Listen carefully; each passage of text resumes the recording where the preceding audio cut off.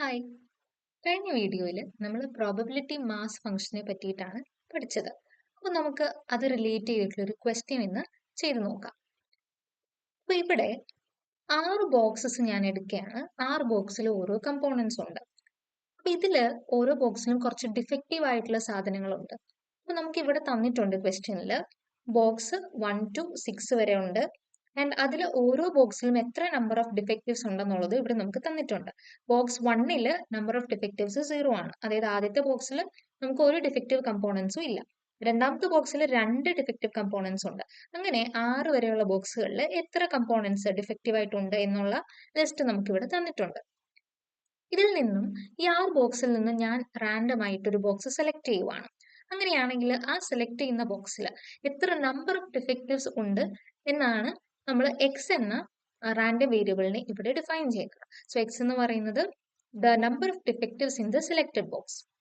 അപ്പോൾ നമുക്ക് കണ്ടുപിടിക്കേണ്ടത് ആദ്യത്തെ ക്വസ്റ്റ്യൻ എന്ന് പറയുന്നത് പ്രോബബിലിറ്റി മാസ് ഫംഗ്ഷൻ എക്സ് എന്ന റാൻഡം വേരിയബിളിന്റെ റെസ്പോണ്ടിങ് ആയിട്ടുള്ള പ്രോബബിലിറ്റി മാസ് ഫംഗ്ഷൻ ആണ് നമുക്ക് വേണ്ടത്. രണ്ടാമത്തെ ക്വസ്റ്റ്യൻ എന്ന് പറയുന്നത് എക്സിന്റെ പ്രോബബിലിറ്റി ഡിസ്ട്രിബ്യൂഷൻ. അപ്പോൾ നമുക്കിത് എങ്ങനെയാ ചെയ്യുന്നതെന്ന് നോക്കാം. ഇവിടെ എക്സ് എന്ന് പറയുന്ന റാൻഡം വേരിയബിൾ എടുക്കുന്ന വാല്യൂസ് 0, 1 ആൻഡ് 2. കാരണം എന്താ? ഇവിടെ നോക്കിക്കേ, നമ്പർ ഓഫ് ഡിഫക്റ്റീവ്സ് ഇവിടെ തന്നിട്ടുണ്ട്. ഇവിടെ ഓരോ ബോക്സിലും എത്ര നമ്പർ ഓഫ് ഡിഫക്റ്റീവ്സ് ഉണ്ടെന്നാണ് തന്നിരിക്കുന്നത്. അപ്പൊ ഇവിടെ ഉള്ള വാല്യൂസ് എന്ന് പറയുന്നത് 0ഉം 1ഉം 2ഉം മാത്രമേ ഉള്ളൂ. അതുകൊണ്ടാണ് എക്സിന്റെ വാല്യൂസ് ഇവിടെ നമ്മൾ 0, 1, 2 എന്ന് എടുത്തിരിക്കുന്നത്. ഇനി നമുക്ക് പ്രോബബിലിറ്റി മാസ് ഫംഗ്ഷൻ ആണ് ആദ്യം കണ്ടുപിടിക്കേണ്ടത് അല്ലേ? സോ ആ ഫംഗ്ഷനെ നമ്മൾ ഡിഫൈൻ ചെയ്യണമെങ്കിൽ എക്സ് എന്ന റാൻഡം വേരിയബിൾ എടുക്കുന്ന വാല്യൂസ് അതിന് കറസ്പോണ്ടിങ് ആയിട്ടുള്ള പ്രോബബിലിറ്റീസ് നമ്മൾ കണ്ടുപിടിക്കണം. എന്നാലേ നമുക്ക് അതിനെ ഫംഗ്ഷനായിട്ട് ഡിഫൈൻ ചെയ്യാൻ പറ്റൂ. സോ ആദ്യം നമുക്ക് പ്രോബബിലിറ്റി ഓഫ് 0 കണ്ടുപിടിക്കാം. അപ്പൊ പ്രോബബിലിറ്റി ഓഫ് 0 എന്ന് പറഞ്ഞാൽ എക്സ് എന്ന റാൻഡം വേരിയബിൾ 0യിൽ എടുക്കുന്ന പ്രോബബിലിറ്റി. ഇവിടെ നോക്കിക്കേ, 0 എന്ന് പറയുന്നത് എത്ര അടുത്ത് വരുന്നുണ്ട്? ബോക്സ് 1ലും 0 ഡിഫക്റ്റീവ് കമ്പോണൻസ് ആണുള്ളത്. അതുപോലെ 3ലും 6ലും ഡിഫക്റ്റീവ് കമ്പോണൻസ് ഒന്നും തന്നെ ഇല്ല. അതായത് ഈ 3 തവണയും നമുക്ക് നമ്പർ ഓഫ് ഡിഫക്റ്റീവ്സ് എന്ന് പറയുന്നത് 0 ആണ്. ടോട്ടൽ ഔട്ട്കംസ് എന്ന് പറയുന്നത് 6 ആണ്. ഇവിടെ 0 എന്ന് പറയുന്നത് 3 വട്ടം വരുന്നുണ്ട്. So number of favourable outcomes 3 ആണ്. അപ്പൊ ഇവിടുത്തെ നമ്മുടെ പ്രോബബിലിറ്റി ഓഫ് 0 എന്ന് പറയുന്നത് number of favourable outcomes by total outcomes. അതായത് ഇവിടെ എന്ത് വരും? 3/6. അതിനെ സിംപ്ലിഫൈ ചെയ്ത് നമ്മൾ 1/2 എന്ന് എഴുതിയിട്ടുണ്ട്. അടുത്ത പ്രോബബിലിറ്റി ഓഫ് 1 നോക്കിക്കേ. അതായത് ഇവിടെ ഏതൊക്കെ ബോക്സിലാണ് ഒരു ഡിഫക്റ്റീവ് കമ്പോണന്റ് മാത്രം വരുന്നത്? ബോക്സ് 4ൽ മാത്രമേ ഉള്ളൂ. അതുകൊണ്ട് തന്നെ ഇവിടുത്തെ പ്രോബിലിറ്റി എന്ന് പറയുന്നത് 1/6 ആയിരിക്കും. കാരണം നമ്പർ ഓഫ് ഫേവറബിൾ ഔട്ട്കംസ് 1 ആണ്, ടോട്ടൽ ഔട്ട്കംസ് 6 ആണ്. സോ പ്രോബബിലിറ്റി ഓഫ് 1 എന്ന് പറയുന്നത് 1/6 ആണ്. അടുത്ത പ്രോബബിലിറ്റി ഓഫ് 2 നോക്കിക്കേ. ഇവിടെ നോക്കിയാൽ 2 വരുന്ന ഏതൊക്കെ ബോക്സസ് ആ ഉള്ളത്? ബോക്സ് നമ്പർ 2ലും ബോക്സ് നമ്പർ 5ലും 2 ഡിഫക്റ്റീവ് കമ്പോണൻസ് ആണ് ഉള്ളത്. സോ ഇവിടുത്തെ ഫേവറബിൾ ഔട്ട്കംസ് 2 ആണ്, ടോട്ടൽ ഔട്ട്കംസ് 6 ആണ്. സോ പ്രോബബിലിറ്റി ഓഫ് 2 എന്ന് പറയുന്നത് 2/6. അതായത് അതിനെ സിംപ്ലിഫൈ ചെയ്ത് നമുക്ക് 1/3 എന്ന് നമുക്ക് എഴുതാം. ഓക്കെ, അപ്പൊ നമ്മൾ ഓരോ എക്സ് വാല്യൂസിനും കറസ്പോണ്ടിങ് ആയിട്ടുള്ള പ്രോബബിലിറ്റി കണ്ടുപിടിച്ചു. ഇനി നമുക്ക് എളുപ്പമായിട്ട് എന്ത് എഴുതാം? എക്സ് എന്ന റാൻഡം വേരിയബിളിന്റെ പ്രോബബിലിറ്റി മാസ് ഫംഗ്ഷനെ ഡിഫൈൻ ചെയ്യാം. അപ്പൊ നമ്മൾ പറഞ്ഞു സ്മോൾ പി ഓഫ് എക്സ് ആണ് നമ്മൾ പി എം എഫിനെ ഡിനോട്ട് ചെയ്യുന്നത്. സോ പി ഓഫ് എക്സ് എന്ന് പറയുന്നത് ഈക്വൽ ടു എന്താണ്? കേളി ബ്രാക്കറ്റ് ഇടുക. അതിനുശേഷം എക്സിന്റെ വാല്യൂസ്, എക്സ് 0 ആകുമ്പോൾ ഉള്ള പ്രോബബിലിറ്റി എത്രയാണ്? പി ഓഫ് 0 എന്ന് പറയുന്നത് 1/2. അതിവിടെ എഴുതി. അടുത്ത എക്സ് ഈക്വൽ ടു 1 ആകുമ്പോൾ ഉള്ള പ്രോബബിലിറ്റി മുകളിൽ നമ്മൾ കണ്ടുപിടിച്ചു 1/6. അതിനെ ഇവിടെ എഴുതി.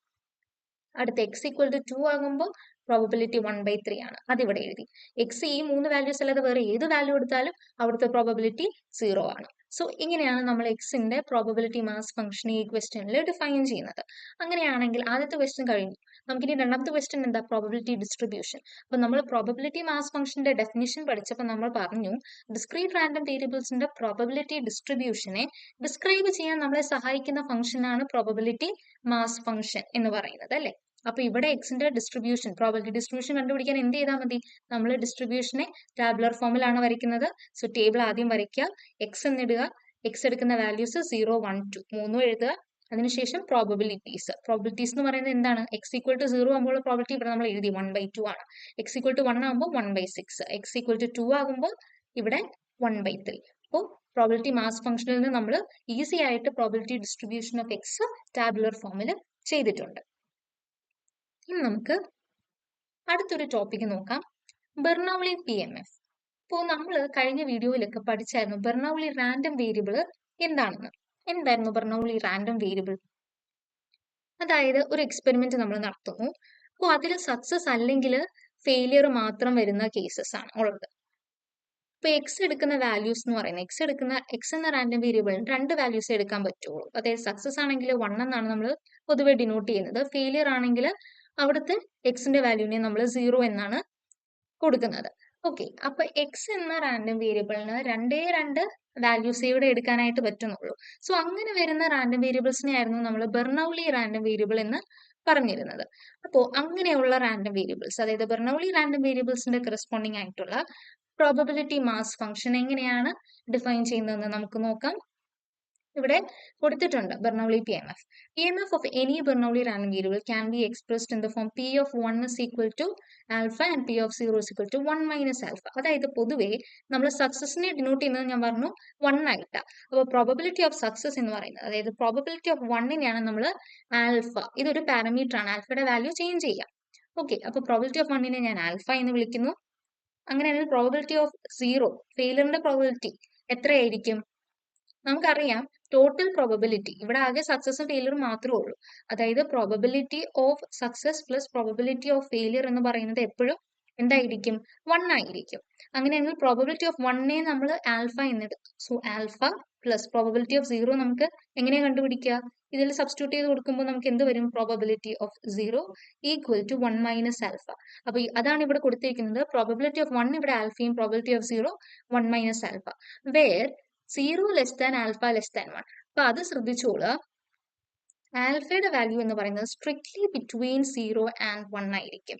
എന്തുകൊണ്ടായിരിക്കും ഇത് 1ഓ 0യോ എടുക്കാൻ പറ്റാത്തത്? ഇവിടെ നോക്കിക്കേ, പ്രോബബിലിറ്റി ഓഫ്, നമ്മൾ പറഞ്ഞു പ്രോബബിലിറ്റി ഓഫ് 1 എന്ന് പറയുന്നത് ആൽഫയും പ്രോബബിലിറ്റി ഓഫ് 0 എന്ന് പറയുന്നത് 1 മൈനസ് ആൽഫയാണെന്ന് നമ്മൾ പറഞ്ഞു. അപ്പോൾ ആൽഫ എന്ന് പറയുന്നത്, സപ്പോസ് ആൽഫ എന്ന് പറയുന്നത് 1 ആണെന്ന് വിചാരിക്കുക. ആൽഫ 1 വാല്യൂ എടുത്തു കഴിഞ്ഞാൽ ഇവിടുത്തെ പ്രോബബിലിറ്റി എന്തായി പോകും?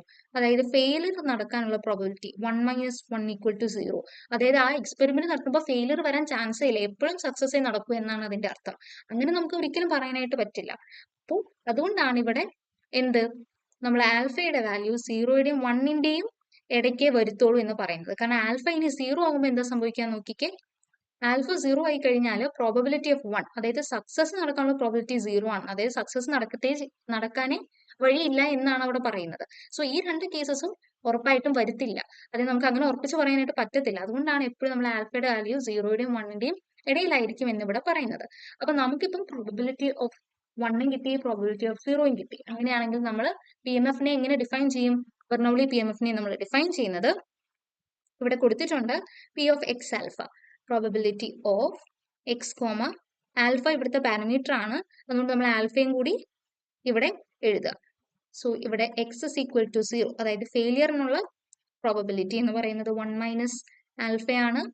എക്സ് ഈക്വൽ ടു 1, സക്സസിന് കറസ്പോണ്ടിങ് ഉള്ള പ്രോബബിലിറ്റി എന്ന് പറയുന്നത് ആൽഫയാണ്. ഇത് രണ്ടും അല്ലെങ്കിൽ എന്തായിരിക്കും വാല്യൂ?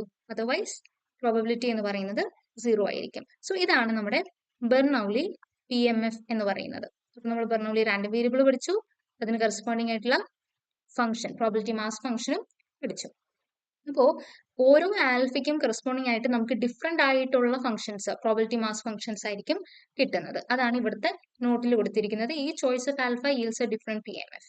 ഓക്കെ, ഇനി നമുക്കൊരു വളരെ ഇമ്പോർട്ടന്റ് ആയിട്ടുള്ള ഒരു ടോപ്പിക്കിലേക്ക് വരാം, ക്യുമുലേറ്റീവ് ഡിസ്ട്രിബ്യൂഷൻ ഫംഗ്ഷൻ. അപ്പോൾ പേരിൽ തന്നെയുണ്ട് ക്യുമുലേറ്റീവ്, അതായത് അക്യുമുലേറ്റ് ചെയ്ത് വരുന്നത് എന്നാണ് അതിന്റെ അർത്ഥം. അപ്പോൾ ഇവിടെ നമ്മൾ പ്രോബബിലിറ്റീസിനെ കുറിച്ചല്ലേ പഠിക്കുന്നത്. അപ്പോൾ പ്രോബബിലിറ്റീസ് അക്യുമുലേറ്റ് ചെയ്ത് വരുന്നതിനെയാണ് നമ്മൾ ഇവിടെ ക്യുമുലേറ്റീവ് എന്ന് ഉദ്ദേശിക്കുന്നത്. അപ്പൊ നമുക്കൊരു എക്സാമ്പിളിലൂടെ ഇതെന്താണെന്ന് പഠിക്കാം. ടോസിങ് 2 കോയിൻസ് സൈമൾട്ടേനിയസ്ലി, 2 കോയിൻസിനെ ഞാൻ ഒരേ സമയം ടോസ് ചെയ്യാണ്. അപ്പോൾ അവിടുത്തെ എന്റെ സാമ്പിൾ സ്പേസ് എന്ന് പറയുന്നത് 2 കോയിൻസും ഹെഡ് കാണിക്കാം. അല്ലെങ്കിൽ എന്താണ്, ആദ്യത്തെ കോയിൻ ഹെഡ് ആവാം, രണ്ടാമത്തെ കോയിൻ എന്ന് പറയുന്നത് ടെയിൽ ആവാം, അല്ലെങ്കിൽ തിരിച്ചാവാം, അല്ലെങ്കിൽ രണ്ടും ടെയിൽ ആയിരിക്കാം. സോ ഇതാണ് എന്റെ സാമ്പിൾ സ്പേസ്. എക്സ് എന്ന റാൻഡം വേരിയബിളിനെ ഞാൻ നമ്പർ ഓഫ് ഹെഡ്സ് ആയിട്ട് ഡിഫൈൻ ചെയ്യുന്നു. അപ്പൊ അവിടുത്തെ എക്സിന്റെ വാല്യൂസ് എന്ന് പറയുന്നത് എന്താണ്? ഒരു ഹെഡ് ആവാം, ഒരു ഹെഡും കാണിക്കാതെ ഇരിക്കാം, ഒറ്റ ഹെഡ് ആവാം, അല്ലെങ്കിൽ രണ്ടും ഹെഡ്സ് ആവാം. അതാണ് എക്സിന്റെ ഇവിടുത്തെ വാല്യൂസ് എന്ന് പറയുന്നത്. അങ്ങനെയാണെങ്കിൽ ഇവിടുത്തെ PMF ഓഫ് എക്സ്, നമ്മുടെ എക്സിന്റെ പ്രോബബിലിറ്റി മാസ് ഫംഗ്ഷൻ എഴുതാൻ നമ്മൾ പഠിച്ചു. എങ്ങനെ എഴുതുന്നത്? ഓരോന്നിനും കറസ്പോണ്ടിങ് ആയിട്ട് നമുക്ക് വേണമെങ്കിൽ ഇങ്ങനെ കണ്ടുപിടിക്കാം. അതായത് പ്രോബബിലിറ്റി ഓഫ് 0 എന്ന് പറയുന്നത് ഇവിടെ എക്സ് ഈക്വൽ ടു 0 ആവാൻ എത്ര ചാൻസ് ആണ് ഉള്ളത്? ഇവിടെ മൊത്തം നമുക്ക് 4 ഔട്ട്കംസ് ഉണ്ട്. അതിൽ 0 എന്ന് പറഞ്ഞാൽ നമ്പർ ഓഫ് ഹെഡ്സ് 0 ആവാനുള്ള ചാൻസ് ഇവിടെ മാത്രമേ ഉള്ളൂ. രണ്ടും ടെയിൽ വരുമ്പോഴാണ് നമ്മുടെ നമ്പർ ഓഫ് ഹെഡ്സ് 0 ആവുന്നത്. സോ അവിടുത്തെ നമ്മുടെ പ്രോബിലിറ്റി ടോട്ടൽ എത്ര ഫേവറബിൾ ഔട്ട്കംസ് ഉണ്ടോ ഒരെണ്ണേ ഉള്ളൂ. ടോട്ടൽ ഔട്ട്കംസ് എന്ന് പറയുന്നത് 4 ആണ്. സോ 1/4 വരും. അതുപോലെ പ്രോബബിലിറ്റി ഓഫ് 1 എന്ന് പറയുന്നത് ഏതാ വരുന്നത്? ഈ രണ്ട് കേസിലും എച്ച് ടിയും ടി എച്ചും വരുന്ന കേസിൽ നമ്മുടെ എക്സിന്റെ വാല്യൂ 1 ആണ്. സോ അവിടെ number of favourable outcomes 2, total outcomes 4. So ഇവിടുത്തെ പ്രോബബിലിറ്റി 2/4, അതായത് സിംപ്ലിഫൈ ചെയ്ത് 1/2. അതുപോലെ പ്രോബബിലിറ്റി ഓഫ് 2 എന്ന് പറയുന്നത് എവിടെ മാത്രമേ വരൂ? ഈ 2 എച്ച് വരുന്നിടത്തേ വരത്തുള്ളൂ. സോ അവിടെ 1/4. അങ്ങനെയാണ് നമ്മൾ ഈ പ്രോബബിലിറ്റി കണ്ടുപിടിച്ചതിന് ശേഷമാണ് അതിന് ഒറ്റയടിക്ക് എന്തെന്ന് എഴുതിയിരിക്കുന്നത്? ഇവിടെ ഫംഗ്ഷൻ ആക്കി ഞാൻ എഴുതിയിരിക്കുന്നത്. അതായത് probability mass function of X is equal to, നമ്മൾ ഇതിനെ കേളി ബ്രാക്കറ്റിൽ ഫംഗ്ഷൻ ആക്കി എഴുതുമ്പോൾ എക്സ് ഇസ് ഈക്വൽ ടു 0ക്ക് കറസ്പോണ്ടിങ് ആയുള്ള പ്രോബബിലിറ്റി ഇപ്പൊ നമ്മൾ കണ്ടുപിടിച്ചു 1/4, എക്സ് ഈക്വൽ ടു 1ന് കറസ്പോണ്ടിങ് ആയിട്ട് 1/2, എക്സ് ഈക്വൽ ടു 2ന് 1/4. ഈ 3 കേസും അല്ലെങ്കിൽ ബാക്കി എല്ലായിടത്തും പ്രോബബിലിറ്റി 0. അപ്പോ ഇവിടെ നമ്മൾ നോക്കിയാൽ മനസ്സിലാവും, നമ്മൾ ഇവിടെ എക്സാക്ട്ലി ഒരു പോയിന്റ് എക്സ് ഈക്വൽ ടു 0 എന്ന് പറഞ്ഞാൽ കറക്റ്റ് എക്സ് 0 ആകുമ്പോൾ ഉള്ള പ്രോബബിലിറ്റി ആണ് എഴുതിയിരിക്കുന്നത്.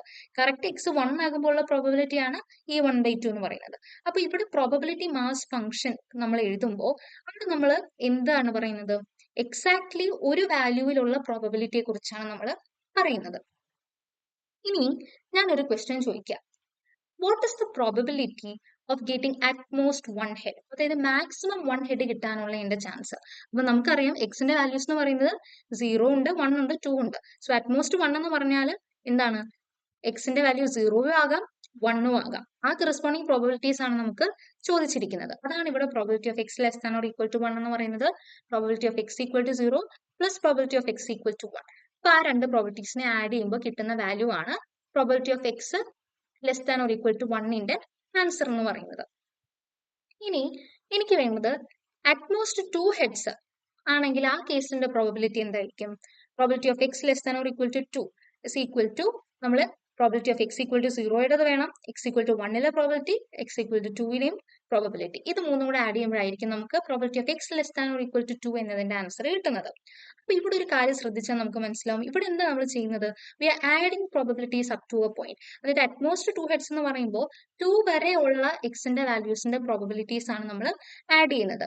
ഇതാണ് നമ്മൾ ക്യുമുലേറ്റീവ് എന്നതുകൊണ്ട് ഉദ്ദേശിക്കുന്നത്. So this is where the idea of cumulative distribution function comes in. ഈ പോയിന്റ് നോക്കിക്കേ, CDF അല്ലെങ്കിൽ ക്യുമുലേറ്റീവ് ഡിസ്ട്രിബ്യൂഷൻ ഫംഗ്ഷൻ എന്ന് പറയുന്നത് tells us how much probability has accumulated up to a certain value. It gives the probability that x is less than or equal to a given value. അതായത് probability of x less than or equal to 2 എന്ന് പറഞ്ഞാൽ 2 വരെയുള്ള probabilities accumulate ചെയ്തു വരുന്ന value ആയിരിക്കും നമുക്കിവിടെ കിട്ടുന്നത്. അതാണ്.